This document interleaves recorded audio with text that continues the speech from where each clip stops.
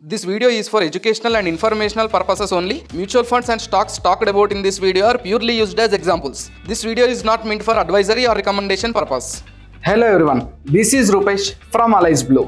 మన ఛానల్లో ఇప్పటి వరకు మోర్ దాన్ 160 వీడియోస్ చేసాం కానీ ఎప్పుడు కూడా టెక్నికల్ ఇండికేటర్స్ గురించి మాట్లాడలేదు. And for the first time ఈ ఇండికేటర్ గురించి మాట్లాడాల్సి వస్తుంది. That is called RSI, relative strength index.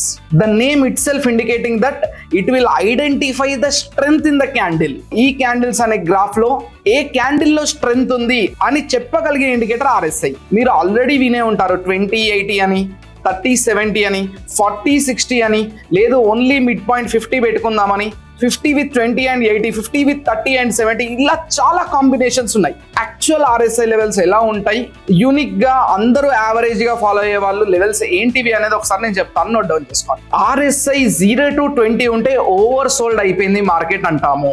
Over sold అయిపోయింది, ఇక్కడ నుంచి ఇంకా మార్కెట్ ఫాలో అయ్యే ఛాన్సెస్ చాలా చాలా తక్కువ.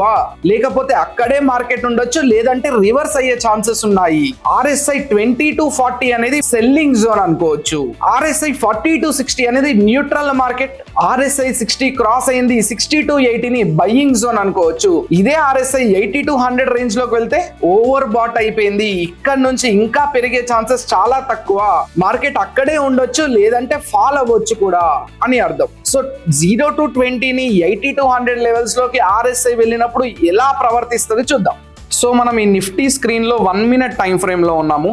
ఇదే 1 minute టైం ఫ్రేమ్ లో RSI 20 and 80 లెవెల్స్ డ్రా చేసాం.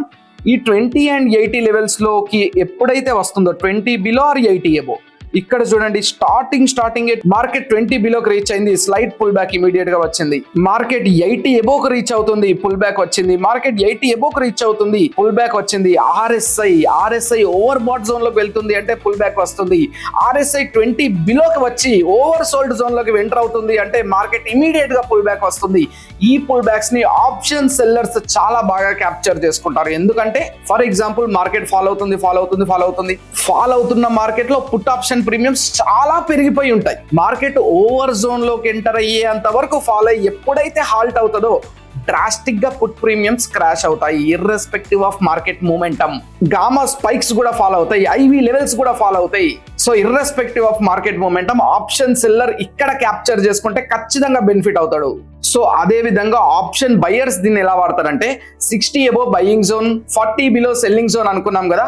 60 బ్రేక్అవుట్ అయితే బయింగ్ ఆపర్చునిటీస్ వెతుకుతారు, 40కి కిందికి దిగితే సెల్లింగ్ ఆపర్చునిటీస్ వెతుకోవచ్చు. అండ్ ఈ RSI పర్టికులర్ క్యాండిల్లో స్ట్రెంగ్త్ ని ఐడెంటిఫై చేస్తుంది. ఈ పర్టికులర్ క్యాండిల్లో దమ్ము ఉంది, ఇక్కడ నుంచి ఇంకా పెరిగే ఛాన్సెస్ ఉన్నాయని చెప్పే ఏకైక ఇండికేటర్ RSI.